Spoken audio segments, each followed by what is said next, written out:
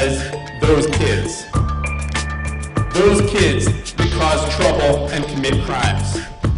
Those kids that fail state tests and exacerbate the achievement gap. Those kids that do nothing and sit around during their summer. But tonight, we reclaim our kids. Because this summer, our kids registered 118 voters in disenfranchised, low-income communities throughout this city.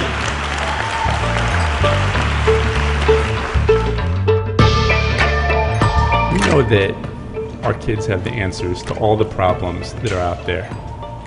We know that our kids are the ones who can change this city and make it the city that we want to live in.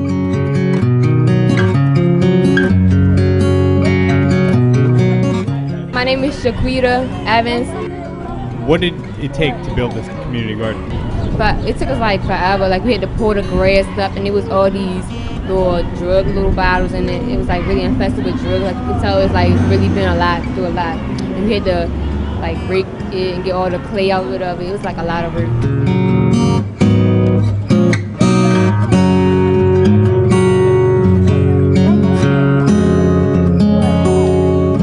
I'm excited about this new growth here in our community, in the neighborhood, and I hope that other neighborhoods can follow up the same way as we're doing right here.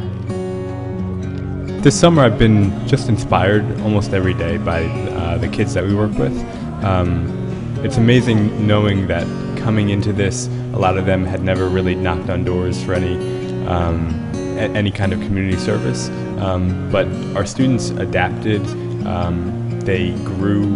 I think that they became mature students in 8 weeks, more than I'd seen as a teacher in a year sometimes.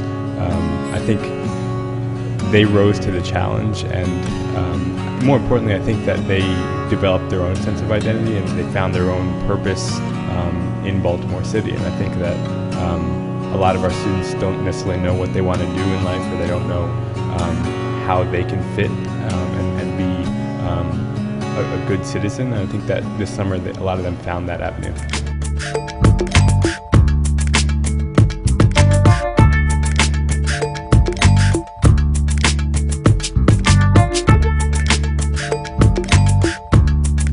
In 1954, the Supreme Court issued its decision ending segregation in the Brown versus Board of Education ruling.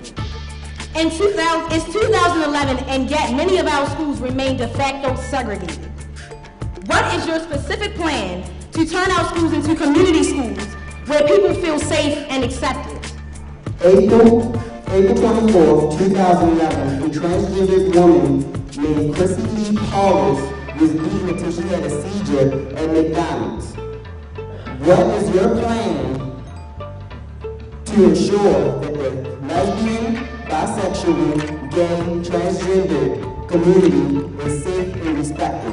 What are your plans on fixing this environmental injustice within low-income areas? Well, judging from the response, the overwhelming love that we've received from talking to audience members and candidates themselves and other staffers on the candidates' teams, they were incredibly impressed and overwhelmed by the level of composure and the intellect and the stories that our students have, and it's something that I've always known because my bread and butter is teaching. I taught for 3 years in Baltimore City, so I've always known not the potential of my students, but the realities of my students. And for that to be apparent tonight and amplified tonight is incredibly encouraging. I definitely learned the value of hard work and of teamwork and coming together, especially as a community. And I definitely learned that we can do it. If we want to make change, we definitely can do it. And this event here tonight proves it.